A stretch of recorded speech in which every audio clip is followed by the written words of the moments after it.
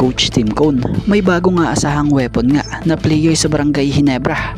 Ang good news pa rito alam na ni Coach Tim kung paano niya gagamitin ang player na to para lumabas ang husay agad nito sa laro. At Gilas naturalized player na posibleng pumalit kay Justin Brownlee ating tatalakayin. So ngayon niyang pumutok ang balitang nagkaroon ng sakit na pneumonia itong si Justin Brownlee na siyang key player pa naman ng ating national team. May posibilidad na hindi siya makasama sa lineup ng Gilas ngayong nalalapit na FIBA World Cup qualifiers at SEA Games.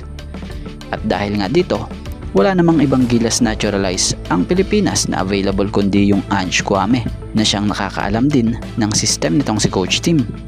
So kung magkaganon man, malaking papel ang aasahan nating gagampanan ni Ange Kouame para sa Gilas Pilipinas sa mga paparating na laban. Bagamat ganun pa man, kilala nating warrior or palaban itong si Ange Kouame noon pa man na talaga namang masipag pagdating sa court.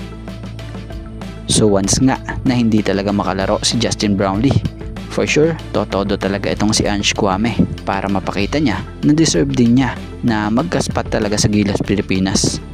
Bagamat may bali-balitang may chance ito maging local ito sa Gilas Pilipinas para sa hinaharap.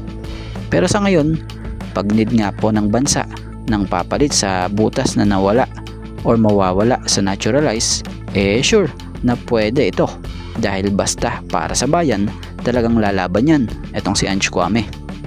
Ako si Angelo Kouame, lumalabang para sa bayan, Gilas Pilipinas, Puso Pilipinas. At about naman dito sa pinakabagong armas na player ni Coach Tim sa Ginebra. So ngayon ngay isa na si Jeremiah Gray sa pinakabagong priority din bilang player ng Ginebra, lalo't nalaman na ni Coach Tim Cone ang strength sa game ng isang Jeremiah.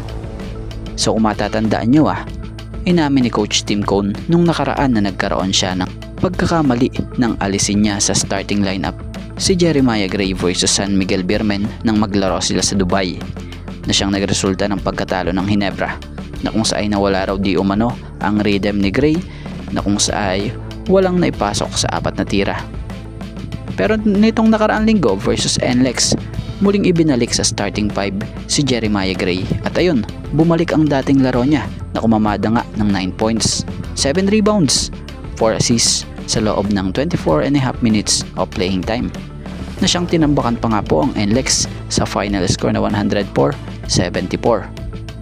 So dahil na nga sa nangyari, alam na ni Coach Tim Cone ang strength nitong si Jeremiah Gray sa laro. So for sure, magtutuloy-tuloy na yan dahil kita naman natin si Coach Tim pag nalaman niya nga po ang laro at kung paano niya palalabasin ang tunay na laro ng isang player, talagang pagtutuunan niya yan ng pansin. Kumbaga, madalas niya na itong gagamitin.